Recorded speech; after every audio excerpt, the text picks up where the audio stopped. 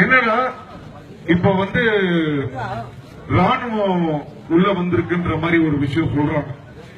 இப்ப என்ன பிரச்சனைனா, இப்ப ராணுவம் வரதை பத்தி எல்லாம் நம்மளுக்கு பிரச்சனை இல்ல. ஆனா அங்க அத்தனை லட்சம் பேர் அங்க உட்கார்ந்து இருக்காங்க. அவங்க மேல கை வச்சாங்கன்னு சொன்னா, அத்தனை பேர் அடிச்சாங்கன்னு சொன்னா, உண்மையிலே சொல்றேன், அந்த பிள்ளைங்க பாவம், அடி வாங்க வேண்டிய பிள்ளைங்க கிடையாது. இந்த மண்ணில் பிறந்த அந்த பிள்ளைங்க எப்படியே காப்பாற்றணும். நான் ஏதாவது சொல்லிட்டு இருந்தேன்ல, ஏதாவது இது பண்ணி ஆகணும்னு. தம்பி மதனுக்கும் அவங்க வர சொல்லுவாங்க. ரெண்டு பேருக்கும் ஃபர்ஸ்ட் மாற்று சொல்றதுக்கு முன்னாடி ஃபர்ஸ்ட் ஒரு சம்மர் கிளாப் ஷோட் போடுது.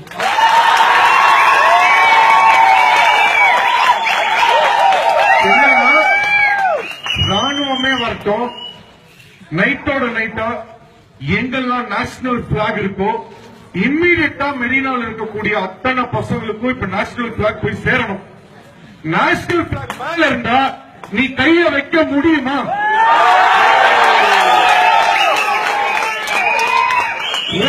மேல நேஷனல் பிளாக் இருந்ததுக்கு அப்புறமும் நீ அடிச்சு பாடுற, கொண்டு பாடுற.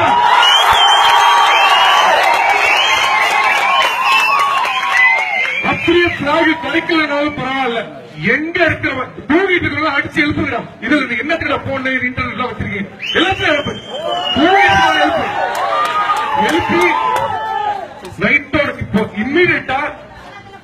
இம்மீடியட்டா அத்தனை பேருக்கும் ப்ரொடெஸ்ட் பண்ற அத்தனை பேருக்கும் எங்க நேஷனல் பிளாக் யாருக்கா தெரியுமாப்பா? எங்க நேஷனல் பிளாக் இருக்குன்னு ஓகே.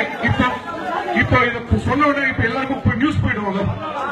இப்போ இம்மீடியட்டா அத்தனை பேருக்கும் நேஷனல் பிளாக், இம்மீடியட்டா நேஷனல் பிளாக், எல்லா ப்ரொடெஸ்டர்ஸ்க்கும் இம்மீடியட்டா நேஷனல் பிளாக் போய் சேர்ந்து ஆகணும்.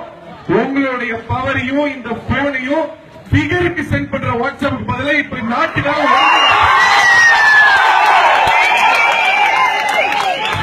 தூங்கிட்டு இருந்தாலும் அடிச்சு எழுப்புங்க. நாடே இங்க அல்லப்பட்டு இருக்கு, தூக்க தூங்கிட்டு இருக்கு, எழுப்புங்க. ஏன்னா கை வைக்கக்கூடாது. ரொம்ப உண்மையை நான் சொல்றேன்.